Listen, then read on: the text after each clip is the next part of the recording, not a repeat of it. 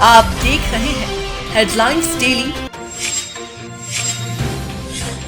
HT news.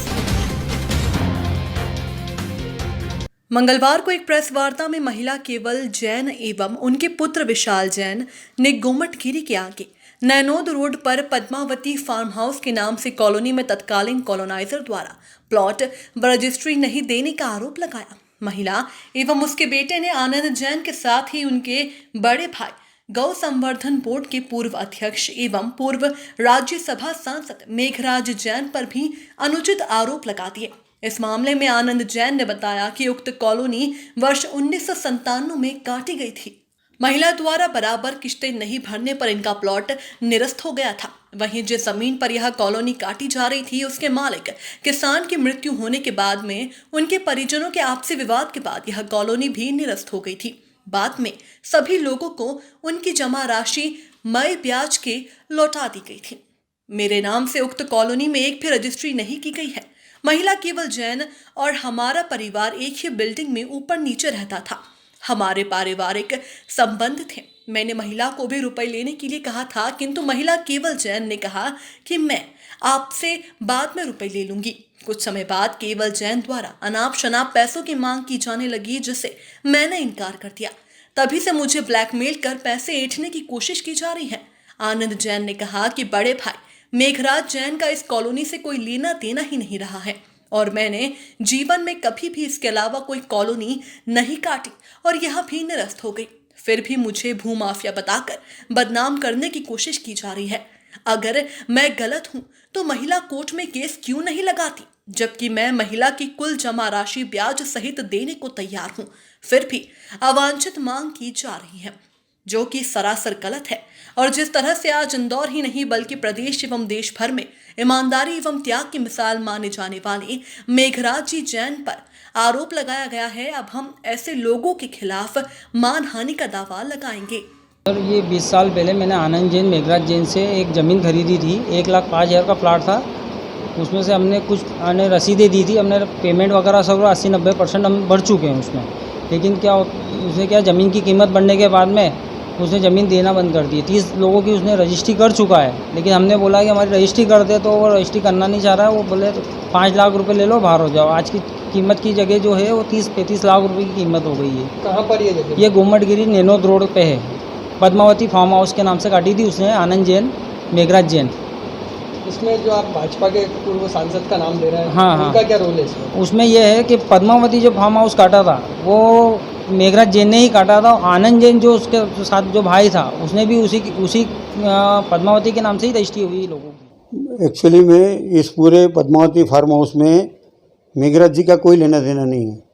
ये मेघराज जी के नाम से झूठी बात कर रही है, झूठी शिकायत करी है इसने, और सारा मेघराज जी के खिलाफ जो आरोप लगाए हैं उसका हम इसके ऊपर मानहानि का दावा लगाएंगे, क्योंकि मेघराज जी का इस पूरे प्रकरण से कोई लेना देना नहीं है कहीं से कहीं तक भी। सर, जो ज़मीन है वो कब भाई 40 रुपये स्क्वायर फीट के हिसाब से काटा था।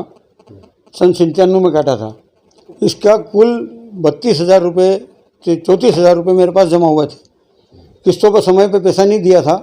किस्तों पर समय पैसा नहीं देने के कारण मैंने इसका प्लाट निरस्त कर दिया था। वो मेरे पास लिखित में है, इसकी भी साइन है, सारे मेरे पास पेपर डॉक्यूमेंट सारे हैं। मैंने इसको समय पे पैसा ले जाने का बोला कि भैया समय पे पैसा ले जा तेरा।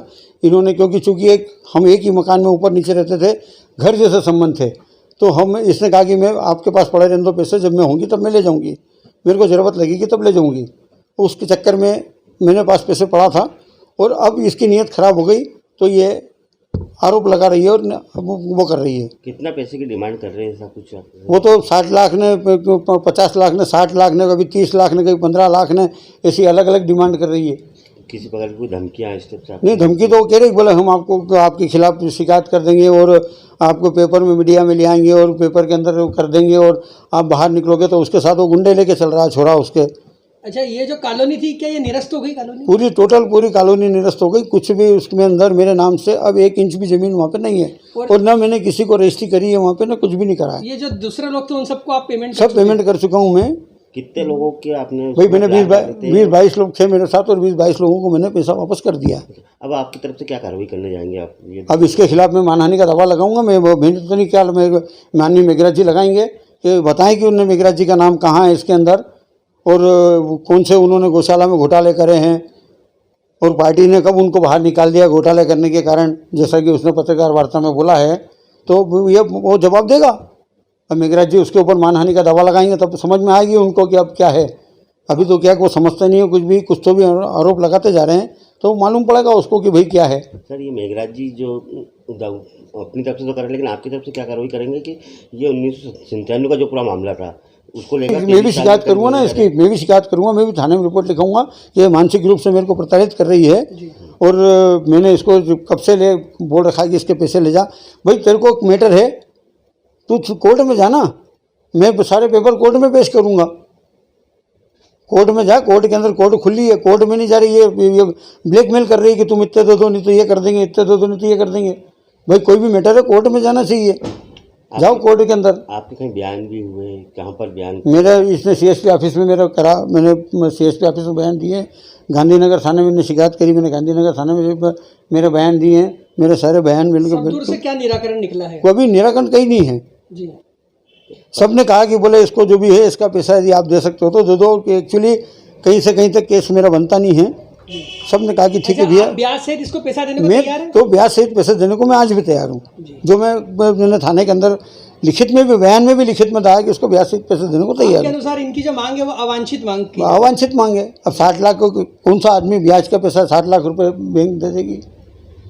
भाई जो जायज़ पैसा है वो ले, 4 जनों को बीच में बिठा ले। मैंने इसको बोला 4 जनों को बिठा लो बीच में, जो पैसा हो वो तुम ले लो और कहानी खत्म करो। आप बता रहे हैं कि आपका इनसे पारिवारिक संबंध ही रहा, ऊपर नीचे आप रहते थे? हाँ। क्या कब का मामला है, कब से? ये तो सन 97 के पहले से हम ऊपर नीचे रहते थे एक ही मकान में, और बहुत पारिवारिक संबंध थे। और अभी तक मैं सिर्फ इस लड़के की माँ केवल जैन के कारण मैं कुछ नहीं बोल रहा हूँ, न हमारे परिवार के कोई लोग बोल रहे हैं। आपका नाम बता दीजिए। मेरा नाम आनंद जैन। और अब यदि इन्होंने ये आई गए हैं तो फिर अब हम भी कानूनी कार्रवाई हम भी करेंगे हमारी तरफ से।